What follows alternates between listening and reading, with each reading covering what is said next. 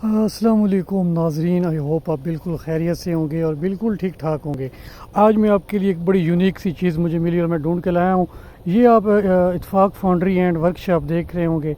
ये इत्फाक फाउंड्री वही का जिससे करोड़ों रुपए की आज प्रॉपर्टीज़ बनाई है शरीफ ख़ानदान, और कहते हैं कि वो सारा इससे पैसा आया था। तो वो जो फैक्ट्री जिसको कहा जाता है, ये वो देखें वो ये कितने मरले में है, ज़रा फैक्ट्री को देखिएगा। ये आप लोगों के सामने इसकी फ़ोटेज मौजूद है।